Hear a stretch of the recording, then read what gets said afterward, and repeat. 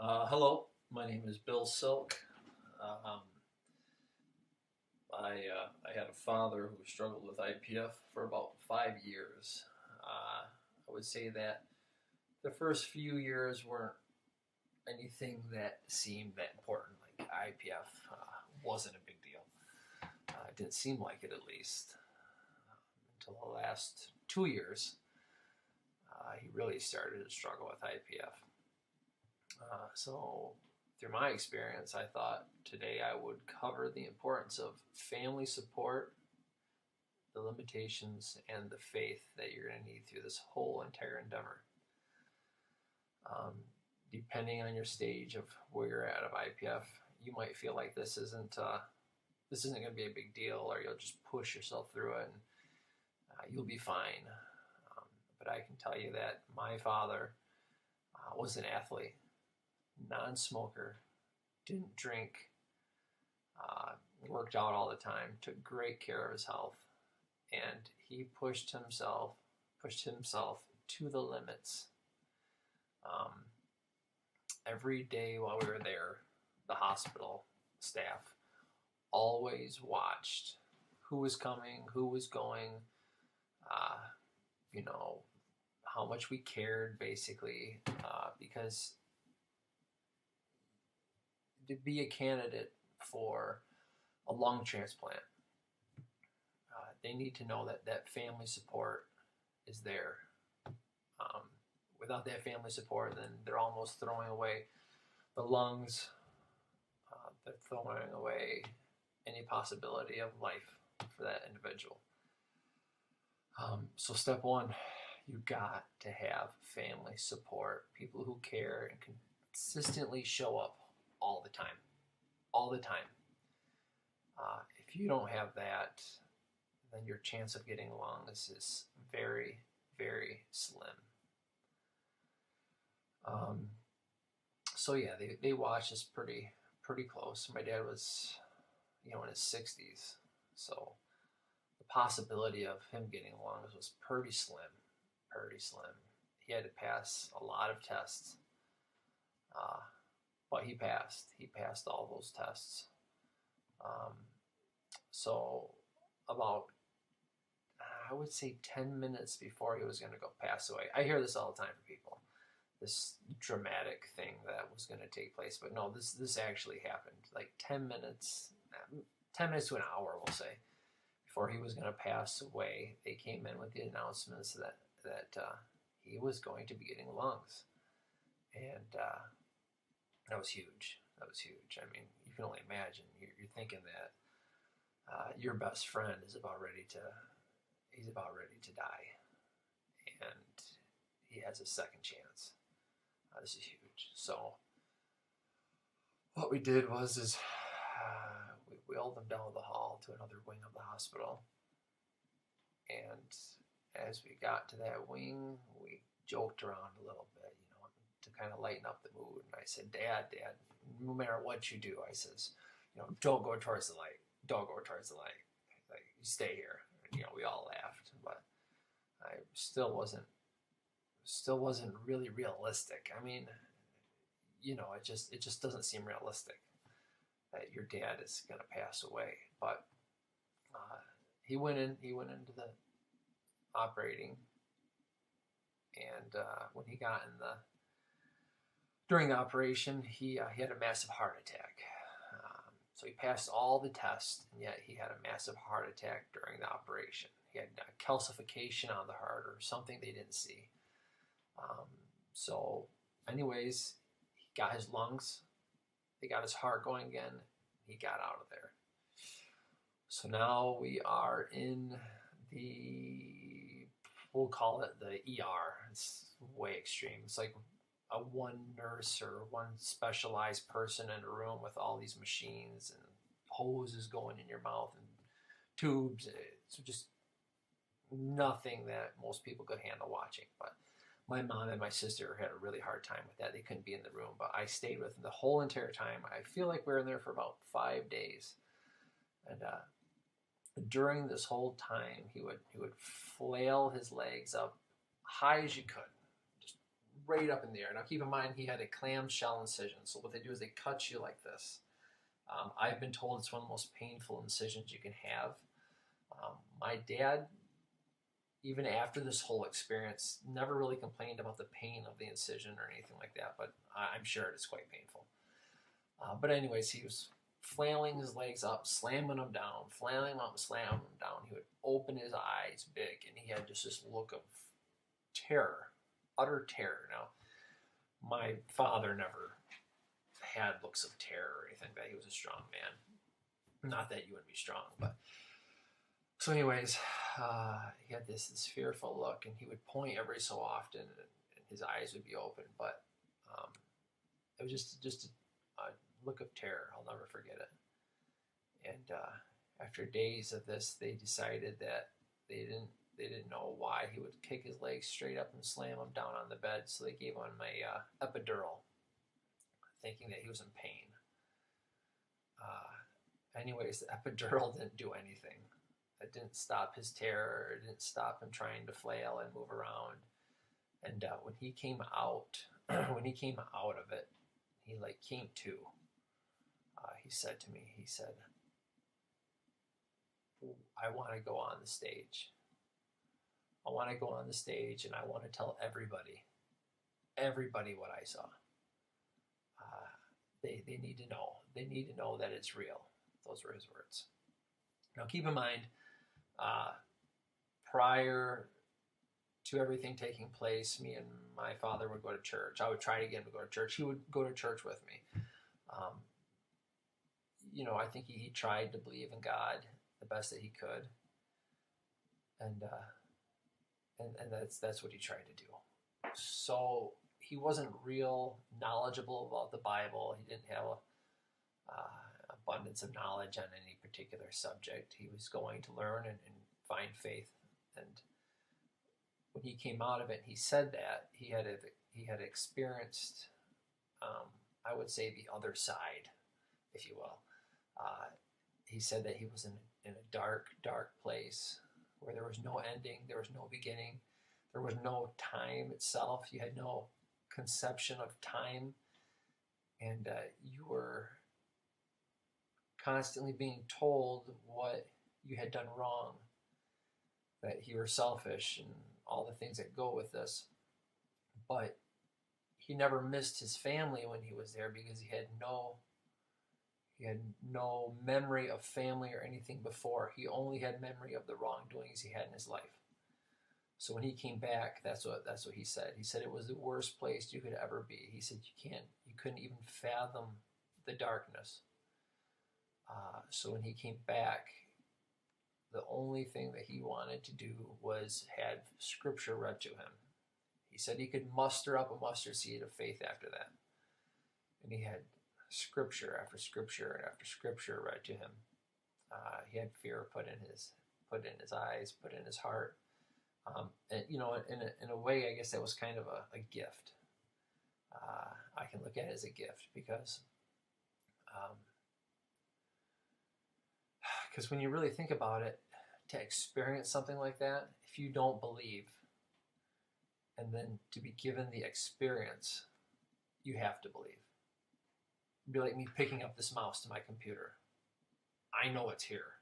It's here. It's a tangible item. And that is exactly what he experienced. So anyways, he wound up leaving the hospital, and we took him home. And he was recuperating, and I was getting him in the shower and helping him get bathed so he wouldn't fall down. At this point, he had severe muscle wasting. There was not much left to him. It was like a picture of a bodybuilder, concrete guy, wasted away to a little frail old man. So I was helping him, getting him in the shower, taking care of him, getting his meds adjusted, and we got to the point where we were able to walk from the house to the end of the driveway to where the mailbox was. Doesn't seem like that big of a feat, but it was looking good. I mean, he still had heart problems, which we were going to take care of in the future. but that wasn't the main issue. It was getting him mobile. Um, so, anyways, we got him more mobile, and then I was just talking to him. Everything was fine. Just like he was back to listening to the radio, reading magazines, watching TV. I'm sure he wanted to get up and do more things, but that's where he was at. Hold a conversation, keep his food down. Like the life was given back to him. And we had this for about a month, 1 month. Now, keep in mind, after the lung transplant, you get about 5 years. Okay, you know, sure, granted, some people get a lot longer than that, but let's just go off the mark. You hope for 5 years. If you get 5 years, great. Those can be the best 5 years that you will ever have, and that's what we were counting on. He wanted to have more time with his family. He wished he didn't work as much, and he wished he would have spent more time with us. Nah, I'm fine with how my childhood was, but that was what he wanted. That's what he wished he would have done. So anyways, back to where I was. He wound up within hours having a few problems with his chest. Went in there, and he had a infection, they say. I'm not a doctor, but about this big, with hours. It's like I was just talking to my dad. Just poof, full body, septic. Just spread right through him like wildfire. And you know, he sat there looking at me with this mask on his whole face like this. He's wide open. And that fear that he had before was there, but it wasn't the same fear like he had when he was in the darkest place ever. It was the fear and the realization that this was it. And this was it. He knew it. We sat there all night as he slowly got worse and worse and worse and worse and worse until he wasn't conscious anymore. We sat there and they slowly adjusted his oxygen. He went septic and he passed away. It was the hardest thing that I ever had to deal with. But my dad was a fighter. And for some people that are questioning whether or not they should go for a lung transplant, I mean, that extra month that he got was the biggest and greatest gift I ever got, was that extra month I had with my father. So, you don't really realize the impact that you may have on your family in 1 month. It may not be 5 years. It may not be 10 months. But that month that you thought didn't count, it counts more than you will ever know. So if I have any recommendation to anybody, is that when you go in that hospital and you're trying out to get lungs, be on that recumbent bike. Exercise until you cannot stand it anymore, till you feel like you're going to die. They're watching every single thing that you do. And have faith. Because in the end, that is the most important thing you're going to have for this journey. And just keep your hopes high. My dad did. And all the way down to the last second, he got his lungs. He earned his faith. He found God. And now he's in a better place. So I wish everybody good luck on their journey. And I hope it's as powerful, as eventful, and life-giving as mine. Thank you. Live your life open. You don't have to hide. Someone is carrying every crown you trust. These moments you long for God.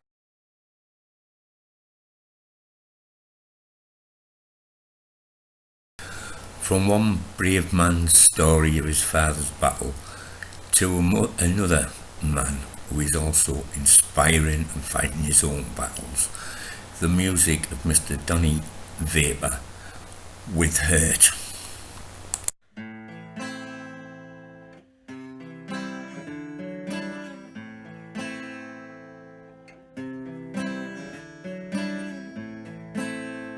I hurt myself today to see if I still feel. I focus on the pain, the only thing that's real.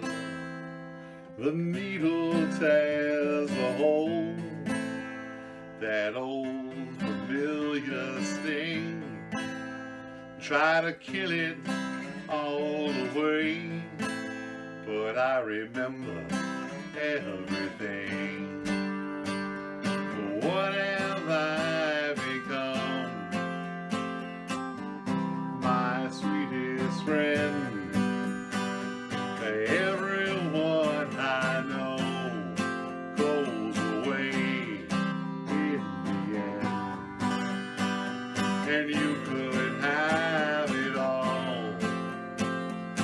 My empire dirt, I will let you down.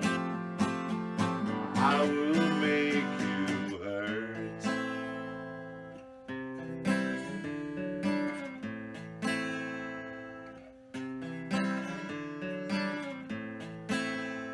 I wear this crown of thorns upon my liar's chair, full of broken thoughts I cannot repair. Beneath the stains of time, the feelings disappear. You are someone else, I am still right here. What have I become? My sweetest friend. Everyone I know goes away in the end, and you could have it all. My empire of dirt, I will let you down. I will make you hurt. If I could start again, a million miles away, I would keep myself. I would find a way. Fantastic Mr. Donnie Vapor. Please check out his streams and videos on Donnie Vapor Music. Superb and very inspiring man who I admire so very much. What is the life expectancy and outlook for idiopathic pulmonary fibrosis? Idiopathic pulmonary fibrosis, IPF, is a chronic lung disease that involves the buildup of scar tissue deep inside the lungs, between the air sacs. This damaged lung tissue becomes stiff and thick, making it difficult for your lungs to work efficiently. The resulting difficulty in breathing leads to lower levels of oxygen in the bloodstream. In general, the life expectancy with IPF is about 3 to 5 years. What to expect? When faced with a new diagnosis, it's natural to have lots of questions. You're probably wondering what you can expect in terms of your prognosis and life expectancy. Outlook. Because IPF is a chronic, progressive disease, you'll have it for the rest of your life. Even so, the prognosis for people with IPF can vary greatly. While some people may become sick very quickly, others may progress more slowly over the course of several years. In general, there are several symptoms that are common among people with IPF. Shortness of breath. With IPF, your lungs aren't working as they should, and your body responds to the lack of oxygen in your bloodstream by making you feel like you need to breathe more. This triggers a shortness of breath, especially during periods of increased activity. As time goes on, you'll probably start to feel the same breathlessness even during periods of rest. Fatigue. Low levels of oxygen in the blood can tire you out, leaving you feeling exhausted and generally unwell. This feeling of tiredness may be worsened if you seek to avoid physical activity because you don't want to feel short of breath. Coughing. A dry, hacking cough is a frequent complaint among IPF patients. You may experience coughing fits, where you can't control your cough for several minutes. This can be very tiring, and can make you feel like you cannot get a breath at all. You may be more prone to coughing fits when you're exercising or performing any sort of activity that leaves you short of breath. You're feeling emotional, laughing, crying, or speaking. You're in environments with higher temperature or humidity. You're in close proximity or come into contact with pollutants or other triggers like dust, smoke, or strong odors. Pulmonary hypertension. Pulmonary hypertension is high blood pressure in the lungs. This can happen because of the reduced oxygen level in your blood. Because hypertension makes your heart work harder than normal, it can lead to heart failure if oxygen levels don't improve. Weight loss. It can be hard to eat well with IPF. Chewing and swallowing food can make breathing more difficult, and eating complete meals can make your stomach feel uncomfortably full and increase the workload of your lungs. Because of this, it's important to eat nutrient-dense food rather than junk food. You may find it helpful to eat smaller amounts of food more frequently rather than 3 larger meals as well. Advancing complications. As your condition advances, you'll be at increased risk for life-threatening complications, including heart attack and stroke, pulmonary embolism, blood clots in the lungs, respiratory failure, heart failure, serious infections in the lungs. Life expectancy. Life expectancy can also vary in patients with IPF. Your own life expectancy is likely to be influenced by the progression of your disease and the intensity of your symptoms.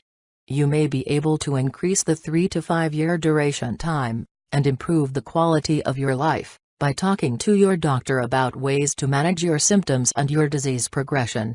There's no cure for IPF, but research through the National Heart, Lung, and Blood Institute is working to raise awareness of the disease, raise money for research, and conduct clinical trials to search for a life-saving cure.